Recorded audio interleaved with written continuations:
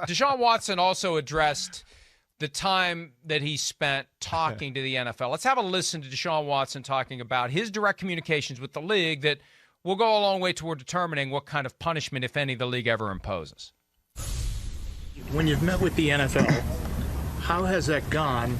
And are you concerned with waiting for this decision from the league? Yeah, I can't control that. I met with the NFL a couple weeks ago, and I did everything they asked me to do. I answered every question truthfully that the NFL asked me. I spent hours with the people that they brought down, and that's all I can do is just tell them and be honest and tell them exactly what happened. And I know they have a job, and so I have to respect that, and that's what we want to do is cooperate. And they have to make a decision best for the league. So.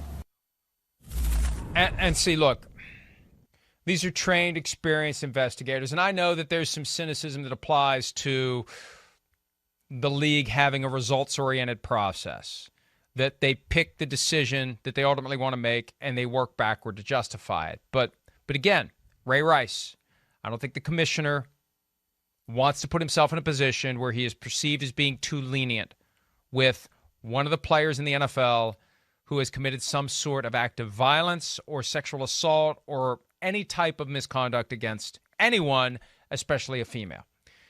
So I wanted to play that clip, Chris, because the talking points, it's not going to be enough to say I never assaulted, harassed, or disrespected anyone over and over and over again. At some point, you're going to get the kind of tough questions, presumably, that we would ask him. The what were you thinking type questions. Why did you do this? Why are you getting these people on Instagram? Why are you insisting on it just being the two of you in a room? And again, we don't know how aggressive the questioning was, but these are folks who are trained and experienced and skilled, and I assume that they do not want to be in a situation where they make a recommendation to the commissioner that results in something that is perceived as being too lenient, because too lenient almost got the commissioner unemployed in 2014. Yeah, too lenient, and this time right now in 2022 is definitely not a good look. Yeah, I mean, these are sensitive times when it comes to this subject. We know that.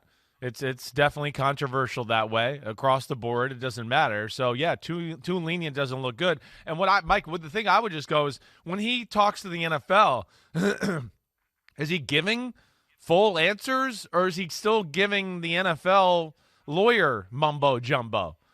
And they'll see through it. Yeah. They'll see through it. That's the point. Yeah. They have to assess his credibility. Yeah. They have to assess the credibility of the people that they've interviewed. They have to figure out who's telling the truth. And again, from their perspective, see, Rusty Hardin's going to do his best to make sure that each one of these trials is only about that individual plaintiff with no evidence of any other claims being introduced. And that's going to be one of the huge fights in every one of these. Whether and to what extent other claims against Deshaun Watson will be introduced at trial of these cases. That ends up being a big, big issue. But the NFL knows all of this. And the NFL's got to assess who's telling the truth and who isn't. It has not gone well since the moment that the HBO Real Sports feature began to play that Tuesday night 3 weeks and 1 day ago. So hopefully at some point we'll know what the NFL is going to do. The Browns need to know. Watson needs to know.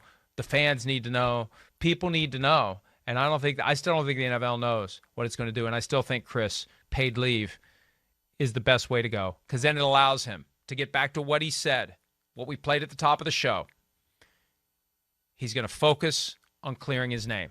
The best way to focus on clearing your name is step away from football and truly focus on clearing your name, if that's what you believe and not just a talking point. Hi, I'm Mike Tirico, and thanks for watching.